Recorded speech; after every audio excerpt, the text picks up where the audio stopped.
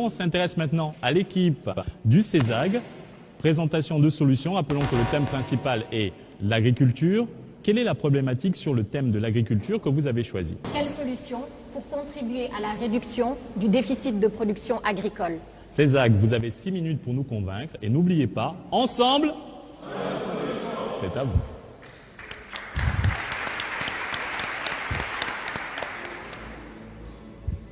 La terre, elle ne ment jamais. Nous venons de la terre et nous retournons à la terre. Tout porte à croire que la terre est cet élément dont l'homme ne pourra jamais se défaire. Nous marchons sur la terre, nous bâtissons nos maisons avec la terre et mieux encore, nous tirons de la terre les éléments nécessaires à notre subsistance. L'agriculteur est par définition cet artiste qui façonne la terre afin d'en tirer le rendement le plus élevé tout en maintenant sa fertilité.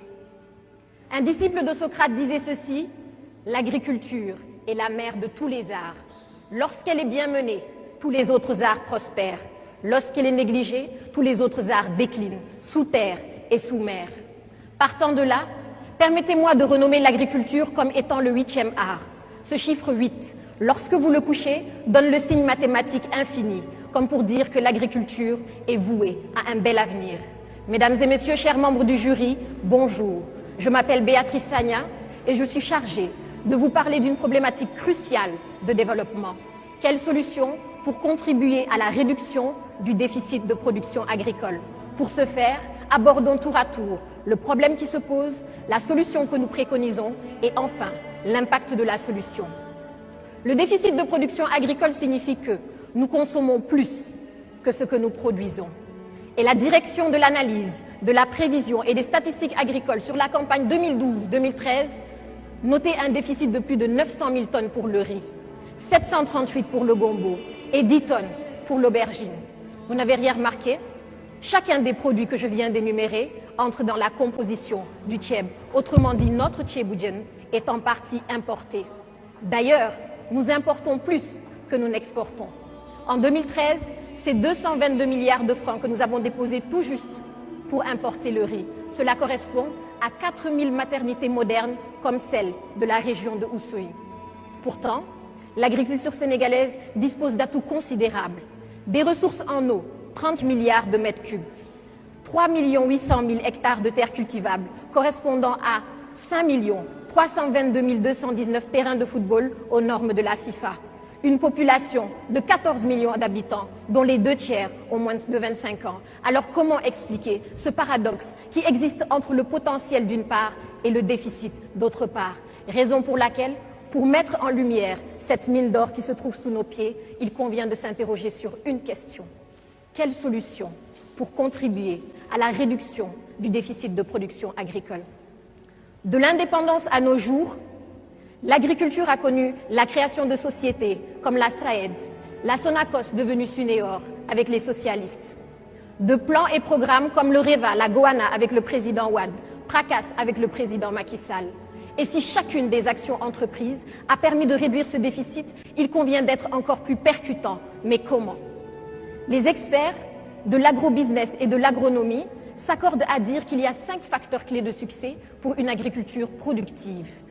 L'eau, la terre, une main-d'œuvre qualifiée, la mécanisation et le financement. Notre solution englobe ces 5 axes et se veut inclusive. C'est pourquoi nous avons opté pour les domaines agricoles communautaires comme solution pour réduire le déficit. Mais les DAC, c'est quoi? Ce sont 10 sites agricoles installés à travers le pays de 1000 à 5000 hectares sur initiative de l'État et sur un horizon de 5 ans.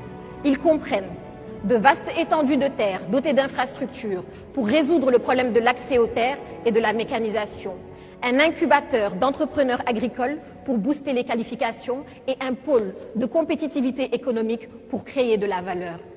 Jean-Pierre Senghor, coordinateur du PRODAC, annonçait un financement de 100 milliards pour financer ce programme, parce que l'agriculture aussi est une question d'investissement.